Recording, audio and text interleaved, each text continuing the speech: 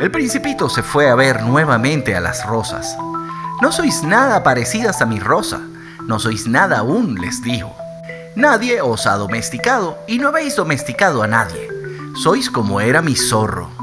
No era más que un zorro semejante a 100.000 otros, pero yo le hice mi amigo y ahora es único en el mundo». Las rosas se sintieron bien molestas.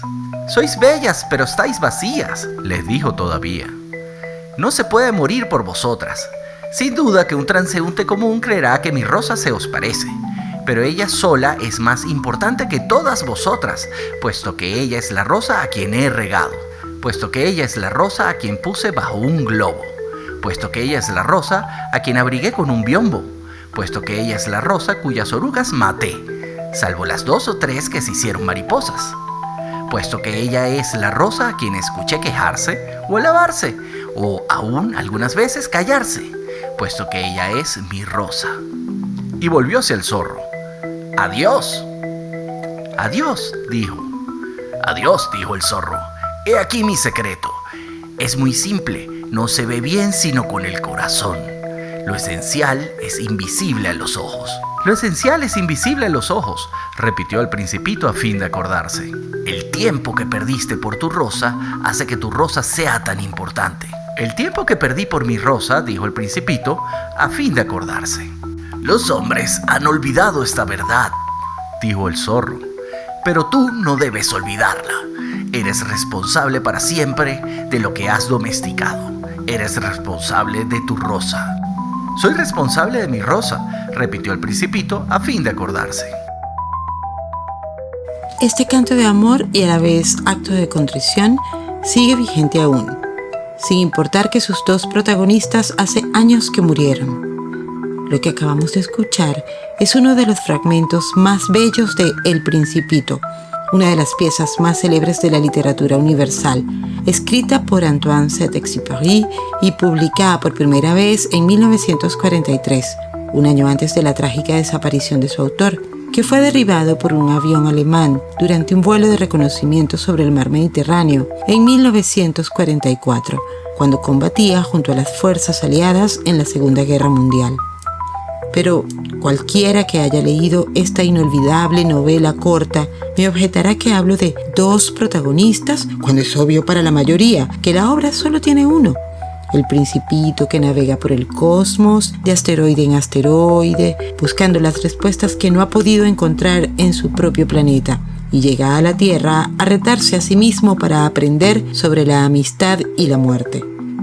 Lo que pasa es que en este fragmento en particular, donde el Principito le habla a las rosas y su amigo el zorro le enseña una de las verdades más importantes de la vida, no es el personaje del Principito el que habla.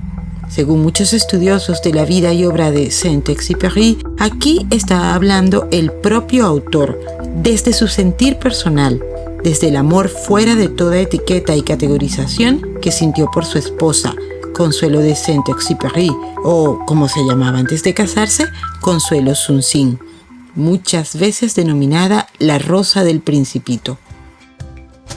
Y precisamente Consuelo Sunsin será nuestra protagonista de hoy, porque al igual que muchas otras mujeres que fueron esposas, hermanas, madres y hasta hijas de hombres ilustres y notables, la vida de Consuelo, su talento, su valentía y su nobleza también fueron ilustres y notables, pero quedaron ocultas a la sombra de la fama de sus esposos, hermanos, hijos y padres. Son ellas las que dan sentido a este podcast. Queremos recordarlas y aportar un granito de arena a la reivindicación que se merecen. Porque contra el olvido y la desidia ante la historia de la mujer, yo te la recuerdo.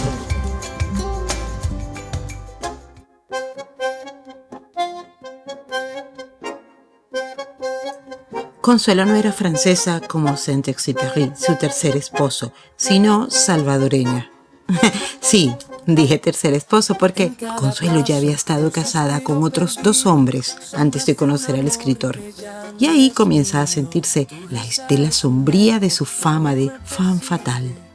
Ella nació a principios del siglo XX en el seno de una familia acomodada de provincia, dueños de tierras y cafetales, que cuidó con esmero su educación, lo cual, aunado a su precoz inteligencia, hizo de ella una mujer culta y refinada, aunque sus atributos de belleza, sofisticación y clase nunca fueron suficientes para el entorno aristocrático en el que le tocó desenvolverse desde que tenía 30 años, cuando se casó con Saint-Exupéry, o Tonio, como ella muy americanamente le decía.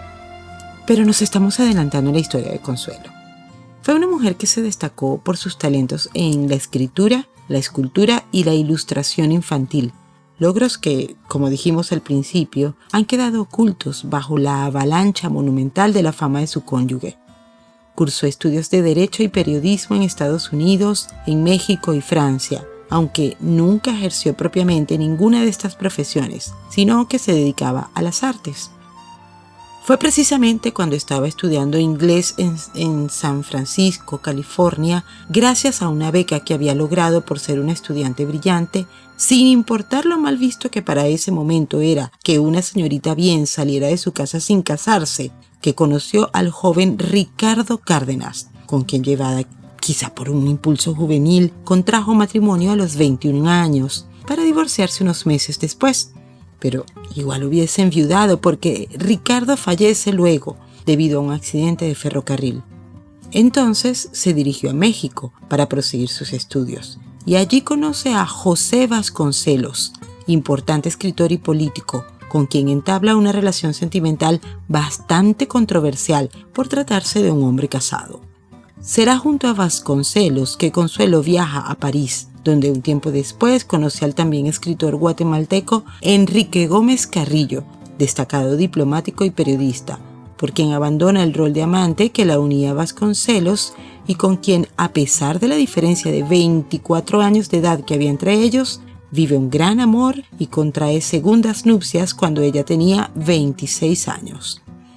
Tampoco en este caso Consuelo corrió con suerte, porque a los 11 meses de la boda, Gómez Carrillo fallece a causa de un derrame cerebral, dejando sola, pero muy acaudalada a la joven salvadoreña, y legándole unas envidiables relaciones que Consuelo supo mantener con intelectuales de la talla de Oscar Wilde, Verlaine, Poitou y Anne-Marie Merger, escritora francesa que la describe en esos tiempos en París, y abro comillas. Era una catarata. Excéntrica, alegre, imprevisible, caprichosa, fuerte, indefensa, misteriosa, chispeante, excesiva, atenta, egocéntrica, generosa, seductora, inteligente, vanidosa, intuitiva, instintiva, contradictoria, volcánica y salvadoreña. Hablaba un francés exótico con un fuerte acento español. Cierro comillas. Vemos entonces a una mujer joven que emprende otro cambio de aires, ahora dirigiéndose a Argentina, donde es recibida en muy gratos términos en memoria de su segundo esposo, y donde se residencia mientras liquida las propiedades de su difunto marido. Casi un lustro después, Consuelo comenzará a vivir la historia de amor más importante de su vida, cuando un amigo en común le presenta a Antoine de Saint-Exupéry, un alto y espigado piloto aeronáutico, que en ese momento también residía en Buenos Aires, incursionando en la incipiente aviación comercial, y que estaba a cargo de la compañía Aeropostal, con quien experimenta un flechazo irremediable para ambos. Esta relación, desde sus inicios, se desarrolló en términos apasionados y tormentosos. Según cuenta la propia Consuelo en su libro Memorias de una Rosa, publicado 21 años después de su muerte en el 2000, los tiempos turbulentos que vivía Argentina a principios de los años 30 atraían inevitablemente a su Tonio, que aparecía y desaparecía a su antojo, manteniendo a Consuelo en un estado de zozobra prácticamente permanente. Además de que emprendía vuelos de alto riesgo y tenían discusiones acaloradas y tiernas a la vez, muy a menudo. No obstante, muy pronto decidieron casarse y trasladarse a vivir a Francia, a pesar de la profunda reticencia de la familia del novio, perteneciente a la nobleza de ese país, porque no aprobaban el hecho de que una viuda extranjera de dudosos orígenes ostentara el título de condesa, por ser la esposa de Antoine, quien para ese momento era uno de los escritores más reconocidos de su país, gracias a sus 5 libros anteriores a El Principito. Ironizaban sobre Consuelo y sus atributos intelectuales, diciendo que ella se creía el Alma Mahler de Centroamérica, aludiendo con esta comparación despreciativa a la talentosa y famosa esposa del músico Gustav Mahler. No obstante contar con el apoyo de la madre de Antoine, Consuelo era tan denigrada por el resto de su familia política que su cuñada Simone la llamaba mujerzuela y condesa de película. Para ellos, un clan cuyo abolengo databa del siglo XII, que el heredero del título nobiliario se casase con una extranjera era peor que se hubiese emparejado con una judía, afirmación que ilustra claramente las convicciones monárquicas, antisemitas y absolutamente xenofóbicas que abrigaban. Y por tales convicciones, Consuelo nunca fue aceptada en los círculos de confianza de los Saint-Exupéry, siendo tildada con frecuencia de esposa infiel, serpiente seductora o mujer diabólica. Sometida a un nivel de presión y señalamiento social injusto y desproporcionado por su pasado inusual, Consuelo fabulaba su vida, tratando de ser aceptada por el entorno de su esposo aristócrata. Sus historias y mitos transformaron a su primer esposo, un modesto vendedor de pinturas, en un capitán del ejército que murió en la Revolución Mexicana. Consciente del estigma que le significaría que se supiese que se había divorciado de él tras solo unos meses de su boda, ella siempre afirmó que lo acompañó hasta la muerte.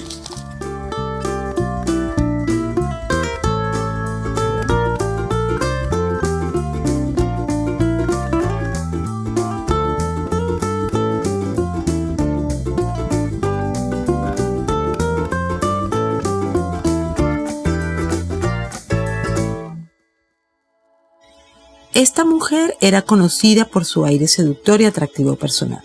No solo era capaz de encantar a hombres inteligentes e importantes con su belleza, sino que también podía tratar de igual a igual con ellos por su carácter y erudición. Antoine siempre afirmaba que Consuelo lo había domesticado, como el Principito al zorro o como la rosa al Principito.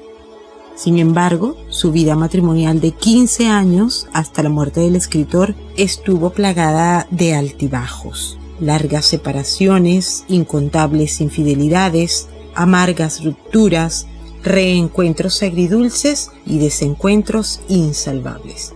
Ni siquiera la agitada vida de piloto de Suetonio, su afición irredimible por la vida bohemia y los múltiples compromisos que acarreaba su fama como escritor y héroe nacional lograban justificar a los ojos de Consuelo sus desapegos constantes y su inexplicable veleidad.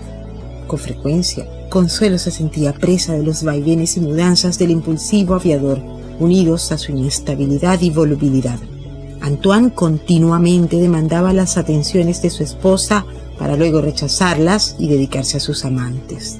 Ella con frecuencia se quejaba de ese marido mujeriego, veleidoso, injusto hasta el machismo, pero apegado a ella en extremo y a menudo frágil y enternecedor. Igual lo amaba y lo esperaba siempre, compaginando su vida y sus luchas personales con la ansiedad por esos encuentros esporádicos que para ella significaban la felicidad plena. Es necesario que entendamos estos aspectos emocionales de Consuelo desde el punto de vista de la época en la que le tocó vivir, cuando la mujer de la sociedad europea de entreguerras apenas comenzaba a asomarse a la vida pública por méritos propios. Muchas optaban por acompañar a sus esposos en sus carreras y postergar sus propias vocaciones. Así también lo hizo Consuelo. Sin embargo, ella influyó mucho en la obra literaria de Saint-Exupéry. Lo estimulaba y lo apoyaba durante sus procesos creativos, bastante dispersos, para que diera consecución a sus obras, convirtiéndose así en eje fundamental de la vida como escritor de Antoine.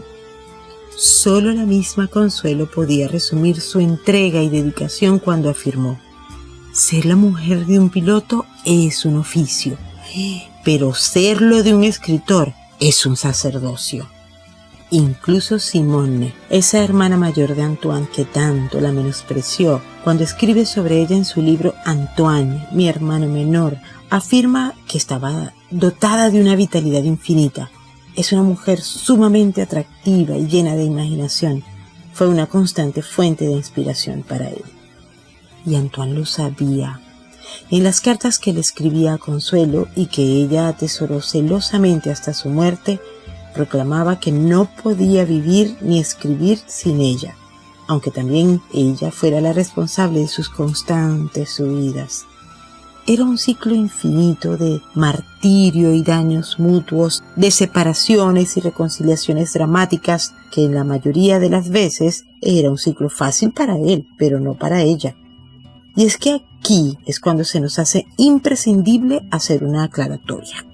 En este podcast no estamos glorificando una relación tóxica, queridos oyentes.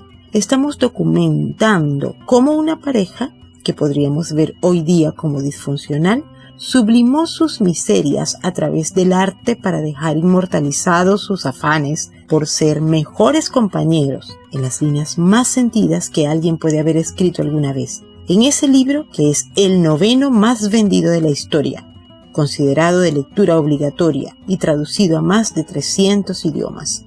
Hoy día hay muchas interpretaciones sobre El Principito que ven en esta obra no solo una fábula filosófica, sino además una alegoría a la vida de su autor, sus constantes búsquedas personales de paz interior, sus dudas existenciales y, por supuesto, su atormentada relación con su esposa. Aunque la mayoría de las veces se presenta este libro como una obra de literatura infantil, no lo es de ninguna manera. Saint-Exupéry escribió este cuento para pedirle perdón a Consuelo por sus debilidades y negligencias como marido. Antoine y Consuelo se amaron, con locura, con espinas, con imperfecciones, con entrega, con egoísmo, con fragilidad, con paciencia, con perdón, con dependencia, con mentiras, con inspiración, con poesía. Pero al fin y al cabo, se amaron, como se amaban los hombres y mujeres de su época. No era una relación sana ni simétrica, ni gratificante para Consuelo en la mayoría de los casos.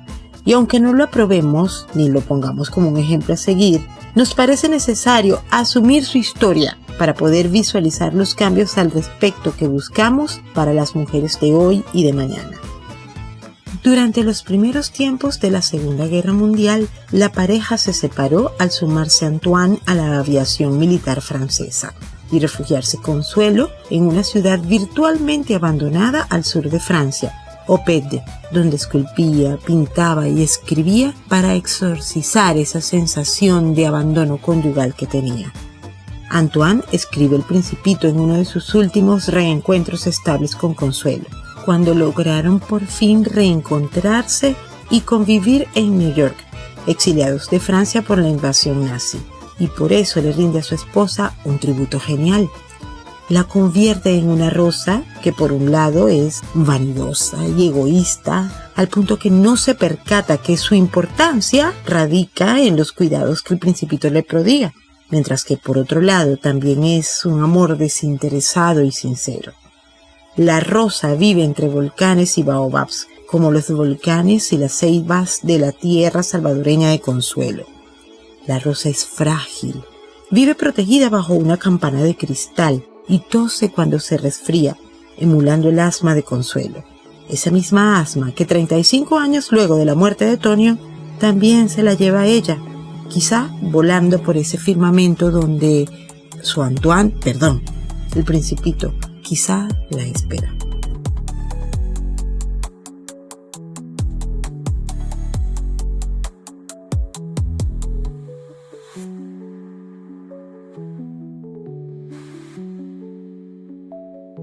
Luego de la desaparición de su esposo, Consuelo permanece unos meses más viviendo en New York y solventa su apurada situación económica gracias a la oportunidad que le procura Salvador Dalí, amigo personal durante toda su vida, para trabajar creando las vidrieras de Bloomingdale's. Este capítulo estaría incompleto si no destacamos que no queda la menor duda de que Consuelo fue una artista consumada. Cuando regresa en 1946 a París, ya viuda, luego del final de la guerra, pinta en el taller de Salvador Dalí y plasmó su obra sobre lienzo, carbón, madera y aglomerado, además de esculpir en bronce, entre sus tantas obras, una célebre estatuilla del Principito. Se codea con figuras como Maeterlinck, Camus, Picasso y Diego Rivera, quienes reconocieron ampliamente su modo de expresión vinculado al color. Consuelo dedica con intensidad lo que le resta de vida a su arte, en torno al cual hace girar su existencia. Mantiene vínculos importantes con la Fundación Maigre, célebre fundación privada de arte moderno y contemporáneo de Saint-Paul-de-Vence, Francia, y también es cercana al pintor español Miró y al escultor suizo Giacometti.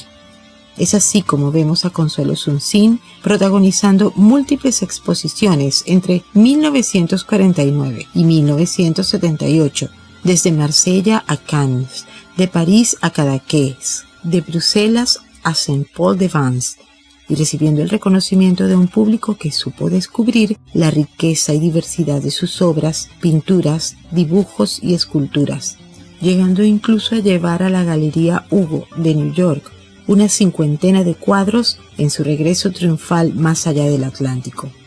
También realizó un medallón en bronce del perfil de Saint-Exupéry, que por iniciativa de la Embajada de El Salvador en Francia, la Alcaldía de París y la Association Consuelo de Saint-Exupéry, se montó sobre un pedestal en el Square Pierre de Gaulle, frente a la Plaza de El Salvador, en el 7º distrito de París, el 12 de julio de 2013, al cumplirse 70 años de la primera publicación de El Principito.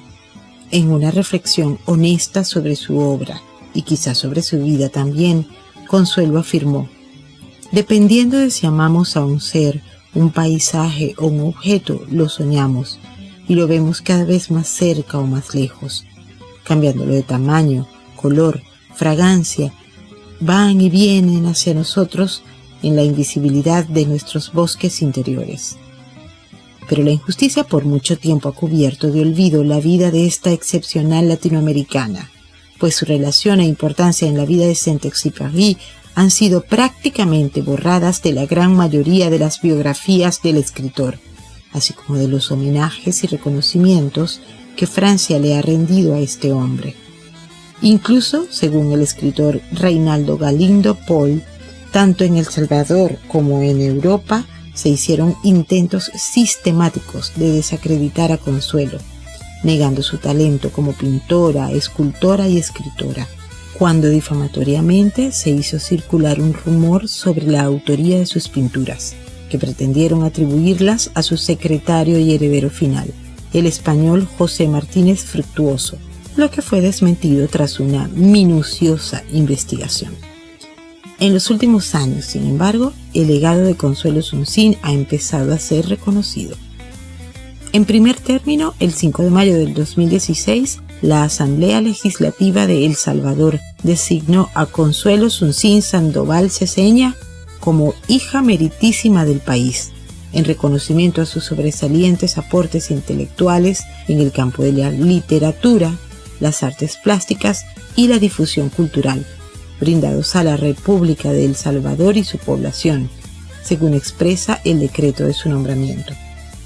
También en Francia se ha comenzado a hacer justicia a Consuelo Sunsin. En el 2020, la alcaldía de Ormesson, en Francia, bautizaría una de sus calles principales con el nombre de la escritora.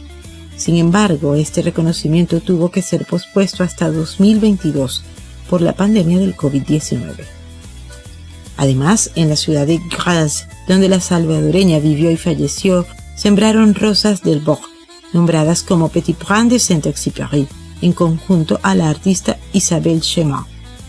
También en Niza, el gobierno municipal y las autoridades del Liceo Antoine et Consuelo de Saint-Exupéry inauguraron el Salón del Casamiento de Consuelo y Antoine de Saint-Exupéry por el 90 aniversario de su casamiento. En fin, es muy fácil sentirse maravillada con Consuelo Sunsin, artista, mujer libre y comprometida que nunca se conformó con ser solo la esposa del escritor aviador. Esta salvadoreña, a través de sus pinturas, esculturas y su obra literaria, reivindicó esa libertad que se le negaba a la mujer de su época y que ella defendió siempre. La intensidad con la que Consuelo vivió sus sueños, desde El Salvador a México, desde París a New York, hacen de ella una criatura excepcional y una ciudadana del mundo entero, que se parece mucho a esa reina de un país lejano que ella confesó haber soñado ser de niña. No nos queda más que honrar finalmente a la autora de unas memorias vibrantes y apasionadas, directas sin restar estética a su prosa, que no desmerecen a la escritura de su esposo, aunque no fueron pensadas para ser publicadas, sino para cubrir una necesidad vital de Consuelo, para pagar una deuda consigo misma y con su Tonio, y que fueron sumamente polémicas por haber desacralizado la figura de su esposo para volverlo más humano y cercano al común en sus contradicciones.